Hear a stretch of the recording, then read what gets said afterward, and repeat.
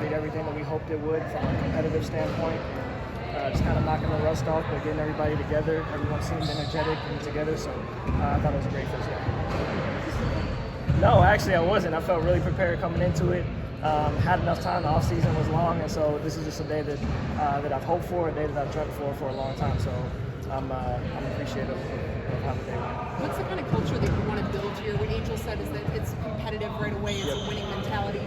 I mean, do you agree with that? And what are things that you want to add on to that? Yeah, 100%. I think that's the thing for this year is that we want to compete. And commit and compete is the two words that you're going to hear me say a lot. So it's pretty much the theme of what this year has been, something that we talked about in our first team meeting last night. And so we just talked about the investment that it's going to take within each other and for the game. And from that standpoint, we wanted to build a competitive training camp roster that leads into a competitive roster once we get making down to final cuts going into the season. And you talk about how competitive that roster is. That's not what you've seen just in day one. It's still early, but are you feeling like it's going to be difficult for you and your coaching staff to narrow this roster down toward the end of the week? Sure, but I think those are good problems to have. I think that when you have a roster full of players who are capable of making that final roster, I think that's ultimately what you want, and ultimately the kind of culture and environment that you want to create each day, because it helps push the young ones and the vets that are already here. And so I'm excited. What stands out to you? Man, her leadership, her presence, it's something that's, she doesn't have the biggest voice, but when she talks, people listen. I think that in itself is powerful because you know that when she speaks up, there's something, information that she wants to share, and there's a lot of experience there. There's championship experience there, and so it's invaluable what she brings to our team. How do you foresee her role? Just as that, as a leader, as an extension of our coaching staff on the floor. There's times that she makes life a lot easier for everyone on the court. She makes life easier for our staff from the sidelines.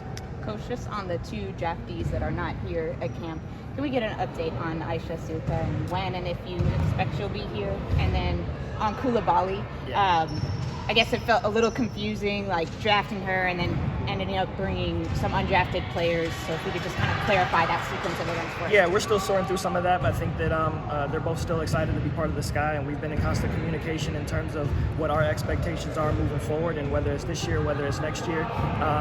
We want them to be up to speed on what we're doing, even from abroad. And so we stay in communication. We watch film remotely, and so we're going to make sure that they're up to speed whenever the time comes for them to be here. Did everyone get through today healthy? Yes. Our coaches are probably more sore than our players from being on their feet so long, but no, everybody's healthy from what I understand. Angel came out of Unrivaled with that hand injury. What exactly was the nature of that, and do you guys have any concerns about that limiting her at all in preseason? No, she went through full practice today, so she's good to go. She feels good, she feels healthy, she feels in shape, so it's just a matter of getting the entire team into game shape moving forward, so we're all good. Coach, you have a lot of veteran leadership here, not just in Sloan, but Atkins and a lot of others. How does that help you in your first year as a head coach, and how they can, as you said, be an extension of you on the court? Yeah, I think in training camp it's important to have everyone on the same page, and we've got veterans who've been through this kind of process before. We got Kia Nurse and a bunch of other, Rebecca Allen. So we got a lot of vets here that can help get our young players up to speed, so where the learning curve isn't as daunting as it may seem. So again, it's invaluable, the level of experience that all of our vets can bring. I know it's also only day one, but Angel and Camilla now being out there and seeing them work with a veteran point guard in Slew, Atkins, Nurse, everybody, what kind of projection does that give you on what their growth and potential can be this year? Yeah, it elevates their game from a mental standpoint, but also physically, when we're able to space the floor with those shooters on top of their vet experience that they bring, that only brings the best out of Camilla and out of Angel as well. And so whether it's spacing the floor or whether it's sprinting into ball screens and things of that nature, we have veterans that don't let those little things slip. And so the attention to detail, that just heightens when you have the veterans that we do. How much could that help? How much could that veteran leadership help Angel? Because she had a lot on her shoulders last year, a lot coming at her. Now this year there's more veterans. How much will that help her both on and off the court? Yeah, I don't think it's just for Angel. I think it's for all of our young players to have that kind of vet experience. It's tough coming in as a rookie. You got 2, 3, 4 weeks max to transition from the college season into the pro season. And I've said this before, I think that we sometimes do a disservice to those young players and expecting them to be a finished product right off the bat. And the reality is there's a learning curve that it takes no matter what your college career was. So whether you're coming off a national championship like Angel or Camilla, or coming off of a great season like Maddie and Haley, there's a learning curve to be had. And so, again, that vet experience, that extends throughout the whole group. Not just what the are first your day main of coaching focuses? staff with your players, but like not just with your players, but also with your coaching staff being out on the court. What's kind of the chemistry that you want to have with your coaching staff, not just in training camp, but moving forward? Yeah, I think first and foremost it's the preparation.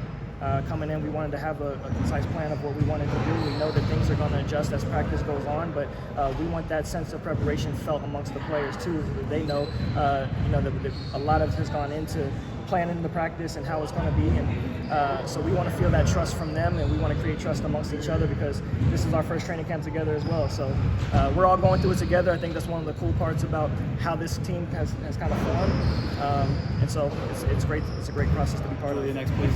What do you see as kind of the main focuses that you want from Camilla specifically this season in terms of her growth? I think her aggressiveness and assertiveness offensively and discipline defensively. I think that she's got all the makings to be an elite two-way player at her position in this league. I think she runs the floor just as well as any big in this league does. And so for her to have the mindset that when she's got one-on-one down in the paint, that she's taking advantage of those opportunities. When she's in the ball screens and she's getting out of them, that she's doing so in a way that doesn't just open stuff up easier at the rim for her, but it's creating shots all around the perimeter for other players too. So she can be dynamic, and we're going to get her to that point. Man, it was awesome. It was awesome. It's something you could probably speak to a little more than I can, because I was so focused in trying to get everyone else on the same page. But I think that when you take a step back and look at it, it's only so many people that get to experience something like that. And so I'm extremely grateful that he's here. How do you think Courtney Paris can work with your bigs, especially the younger ones, just on footwork and all that type of stuff? I mean, she's one of the best to do it. So I think that part of her being here is being able to share the experience and the wisdom that she's had in her career with them. And I think that she's one of the more respected people in this building, just from who she was as a player and who she is as a person. So she's been a tremendous asset to us, and will continue to be moving forward. Obviously, it's only day one, but what are some of those fundamental, non-negotiable things that you try to instill from the jump with your team? Yeah, I think that it's one of the things that I kind of took from Vegas is respecting the game, respecting opponents, respecting your teammates. I think that we want to create a culture of respect across the board, a way of communicating with each other, being able to be coached and being able to be coachable. And I think that there's a level of transparency and vulnerability amongst the staff with each other and the staff to the players that creates an environment and a bond of trust. And so those are the non-negotiables here. It starts off the floor and then extends on the floor, and at times we want those things to mirror each other. So we want to create an environment of selflessness and togetherness, and as long as I'm here, that'll be the staples of who we are. Thank you.